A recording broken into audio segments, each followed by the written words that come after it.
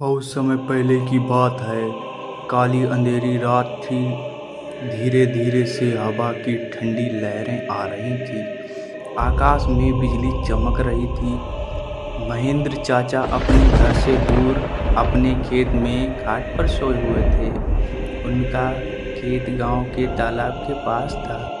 बारिश के कारण पूरा तालाब भर गया था और खेत में घास भी ज़्यादा हो गई थी।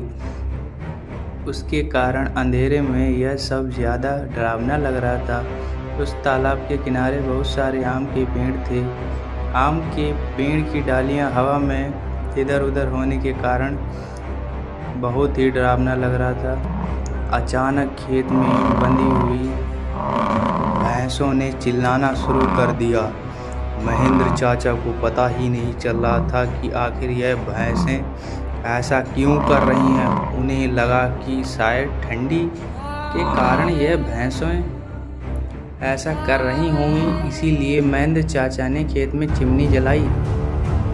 उस चिमनी के उजाले में महेंद्र चाचा की नज़र अपने खाट पे पड़ी तो उन्होंने देखा कि एक स्त्री उनके खाट पे बैठी है।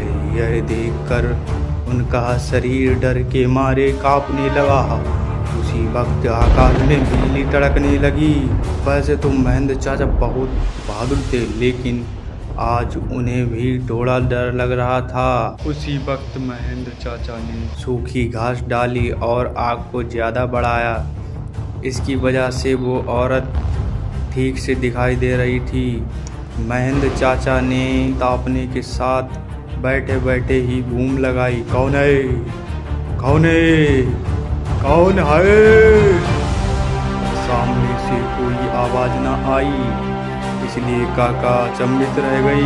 उनकी समझ में कुछ नहीं आया। काका खड़े हो गई।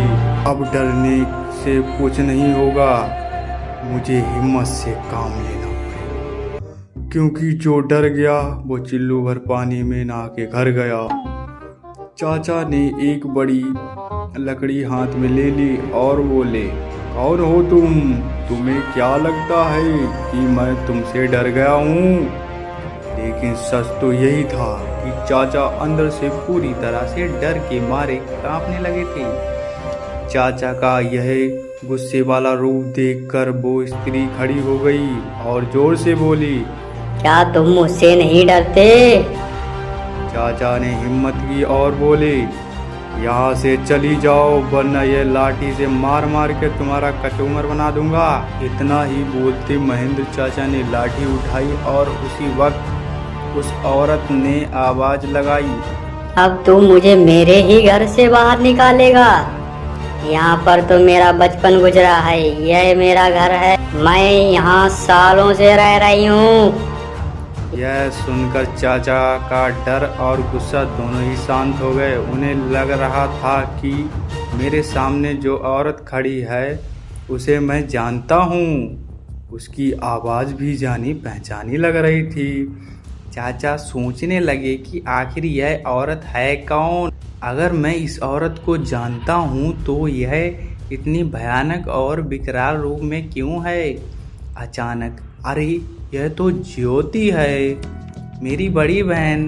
बचपन में मैं और ज्योति साथ में ही खेत में चारा काटने का काम करते थे। अब महेंद्र चाचा को पूरी बात समझ में आ गई। यह ज्योति के बचपन की बात है। जब ज्योति 14 साल की थी तब इसी खेत में गांव के कुछ बच्चों के साथ खेल रही थी। दूसरे बच्चों की तरह ज्योति भी पेड़ पर चढ़कर एक डाल से दूसरी डाल पर छलांग लगा रही थी। अचानक ज्योति जिस डाल पर बैठी थी वह डाल टूट गई और ज्योति मुंह के बल नीचे गिर गई। यह देखकर सारे बच्चे डर के मारे चिल्लाने लगे। बच्चों के चिल्लाने की आवाज़ सुनकर बड़े लोग वहां पहुंचे और ज्योति को उठा के अस्पताल ले गए, लेकिन तब तक बहुत देर हो चुकी थी। ज्योति की मौत हो गई थी। महेंद्र चाचा को ये सारी बातें याद आ गईं और यह सीधा ज्योति के पास जाकर रोने लगे।